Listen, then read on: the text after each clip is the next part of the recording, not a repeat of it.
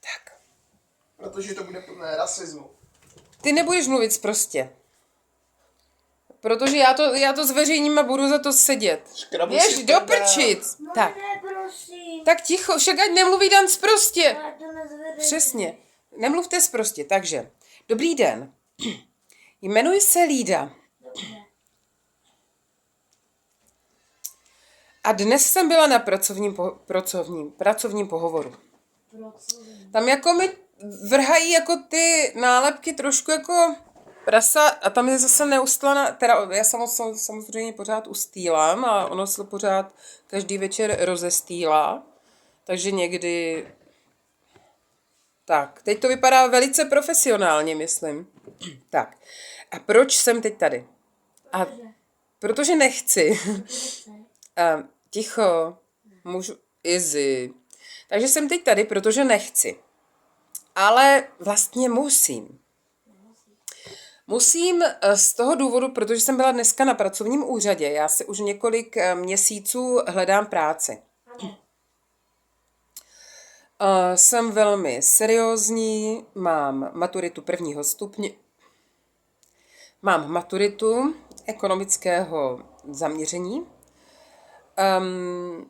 Maturitu z účetnictví, ekonomiky, němčiny a mám taky státnice s psaní všemi 10. K tomu jsem napsala několik Básní. sbírek básní a moment. Třeba tady jsem, jo, to je taková reklama. No ale jde o to, že jsem třeba tady, jo, Literát je na trati, ještě se to prodává na nádraží, kdyby si někdo chtěl koupit, já z toho nebudu nic mít, ale respektive jako dobrý pocit, moment. No dál už teďka, no teď jsem strašně nepřipravená, protože se jedná o YouTube, ne, tak můžu si být sama sebou. Napište do komentářů, jestli si to chcete koupit. No, vtipné je to teda, takže ty sbírky, že jo, udělala jsem kalendář v rámci možností před 10 lety. Máš děti. Ano, pak přišly na řadu děti, že jo, to je docela dobrý. Ve volném čase mě baví třeba hrát, teda starat se o děti, mít nádobí. Prostě jsem taková ta klasická generace, já si vzpomenu. Husákovi děti, ano. Gen Z si ty ne. A ty taky. Gen Z jsou lidi narozený v roce 2011. To je jedno. Dobře, tak ve skutečnosti jsem boomer, jo. Poválečné dítě, ale tvářím se jako, že je mi pořád 30 plus. Ne, tak ale to je právě to ono. Snažila jsem se hledat práci, Ale to bude 20. rozesílala jsem maily a tak. A když jsem teďka přišla podruhé, že jo, na pracovní úřad, paní se ptala, co je jinak. Já jsem řekla, že už mi z toho začíná trochu hrabat. Ne, že by to jinde bylo lepší, že jo. No,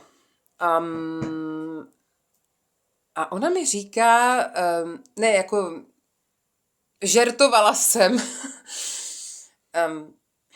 že jsem chtěla být vždycky stand-up komedička, že jako ne, že by ji někdy hledali, že jo, někde. Jako asi někde, jo, do prčice. Nebudeme bazírovat na detailech, ale teď přijde to důležité. Teď přijde důvod, proč jsem tady. Chvilka napětí. Paní úřednice řekla krásnou větu, která se mi vrila do mé, nechci říct senilní hlavy, do mé hlavy, proč to přibarvovat, řekla, a nechcete být youtuberkou?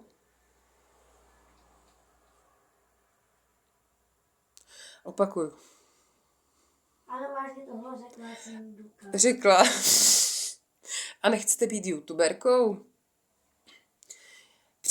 Přede mnou bylo, že plexisklo, ta paní, jinak byla strašně milá, nic proti ničemu. Milá paní, jako, Asi přes 30. ano, něco přes 30. A já říkám, a paní, co bych tam asi tak jako říkala?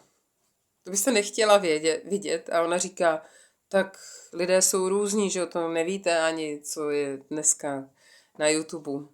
Víme. Ano, víme. Děkuji, Izzy. To je moje asistentka produkční přes Keci. A v podstatě to je vše, co teďka, proč dělám teďka tady tohle virální video. Jako já nepotřebuju nic. Já to video demonetizuju. Nebudeš tam. Iza! Pryč! Nebude tam nezletilé dítě, ještě budu muset něco podepisovat. Jdi pryč, dolů. Co? Párek, na. Dobře, takže je to velmi vtipné video a chtěla jsem říct, když nemáte práci, staňte se youtuberkou. Asi tak. Jestli to bude vydělávat, nevím. Ale teďka musím končit, protože jsem zneživila svoje dítě. To je dobré, to se tam může nechat, že jo? Takže jo. A ještě, pokud samozřejmě na ten platinovou batnu, jak jsi to říkal, Dani? Play button. Mám nachystanou poličku. Někde se přišroubuje později, nebo tam, jak se vrhá ten stín, tak tam by mohla být ten play button. Proč se tomu říká play zadek? Tlačítko. Aha, protože to tlačítko. A jo, ty sluchátka, já ve skutečnosti vůbec nic neposlouchám, jo. Já jsem si je dala jenom protože mám úplně blbé vlasy. Nejenom vlasy. No a jako protest toto video zazdílím a syna napadlo, že bych to teda mohla té paní úřednici poslat, aby se taky zasmála. Já myslím,